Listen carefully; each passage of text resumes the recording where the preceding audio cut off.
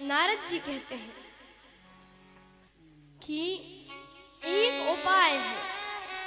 क्या उपाय है महाराज, आप बताओ।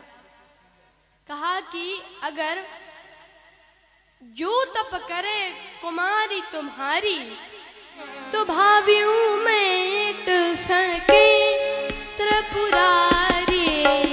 भावियों में सके त्रिपुरारी। भावियों में सके त्रिपुरारी। भावियों में सके त्रिपुरारी। मेट सके त्रिपुरारी। भावियों में सके त्रिपुरारी। भावियों मेट सके। भावियों मेट सके। भावियों मेट सके। भगवान शिव इस भावी को मिटा सकते हैं। पार्वती जी तप करने गए, ऐसा घनघोर तप किया। आहा, ऐसा तप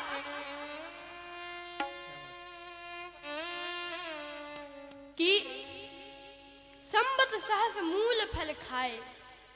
1000 संवत तक, 1000 वर्ष तक कंद मूल फल खाए।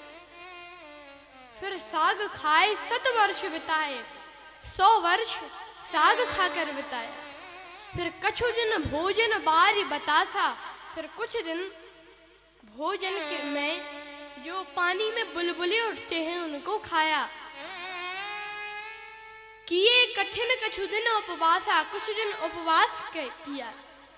बेल पाती मह परई सुखाई। 3 सहस्र संवत सोई खाई।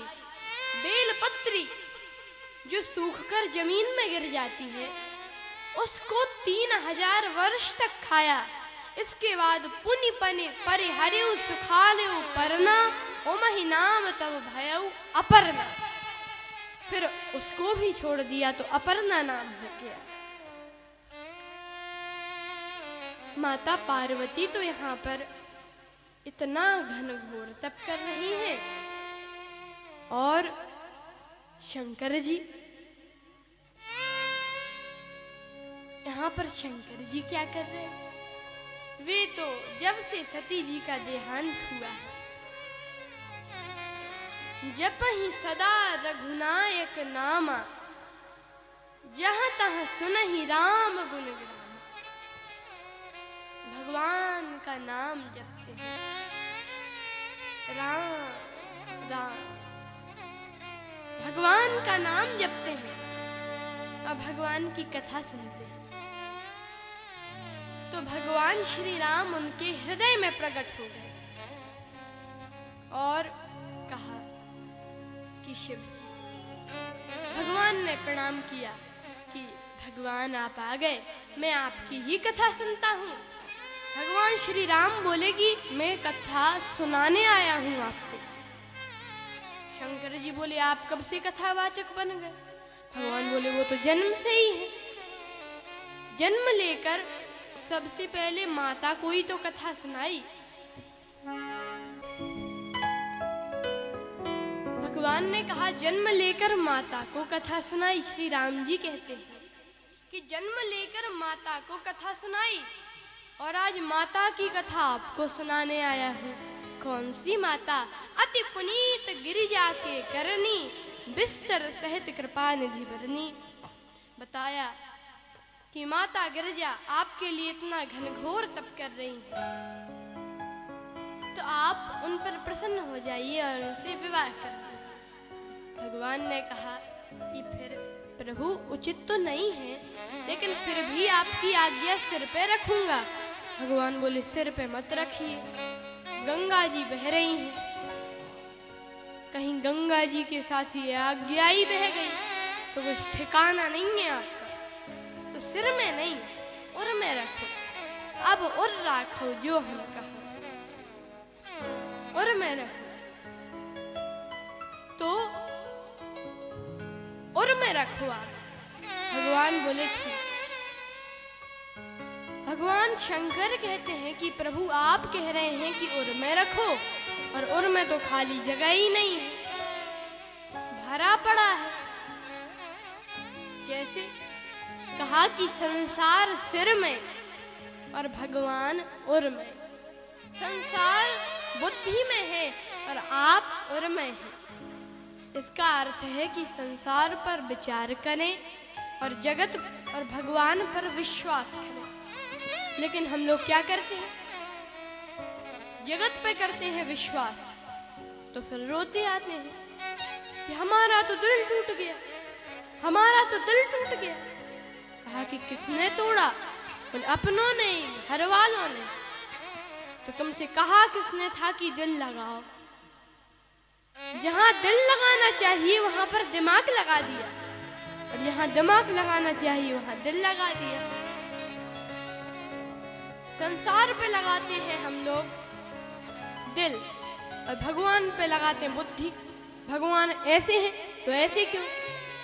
भगवान निर्गुण है तो साकार कैसे? लेकिन अगर भगवान पर विश्वास हो जाए तो जीवन धन्य हो जाता है। शिव जी ने भगवान की आज्ञा मानी और सप्त ऋषियों को बुलाया। भगवान श्री राम चले गए और सप्त ऋषियों से कहा कि जो तप कर रही है मेरे लिए पार्वती जी, उनकी आप परीक्षा लो। तो किसी ने शंकर भगवान से पूछा कि जब भगवान श्री राम आपसे कह गए हैं तो आपको क्या उनकी बात पर विश्वास नहीं है, भरोसा नहीं है? तो शंकर जी बोले भरोसा तो है, तो फिर क्यों भेज रहे हो परीक्षा के लिए? शंकर जी बोले कि ये बात है कि सती थी ये पूर्व जन्म में, इनका नाम था सती। तो इन्होंने मेरे भगवान को बिना परीक्षा के स्वीकार नहीं किया। तो जो मेरे भगवान को बिना परीक्षा के स्वीकार नहीं करता, मैं भी उसे बिना परीक्षा के स्वीकार नहीं कर सकता।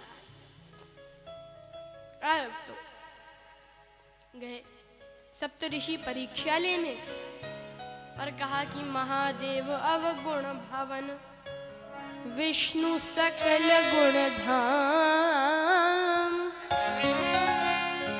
महादेव तो अवगुण के भवन है, तुम्हारा विवाह हम विष्णु जी से कराते हैं, वे सकल गुण के धाम है। पार्वती जी ने कहा जेहि का मन रम जाए सन, नहीं ते ही सन काम। जिसका मन जहाँ रम जाए उसको उसी से काम।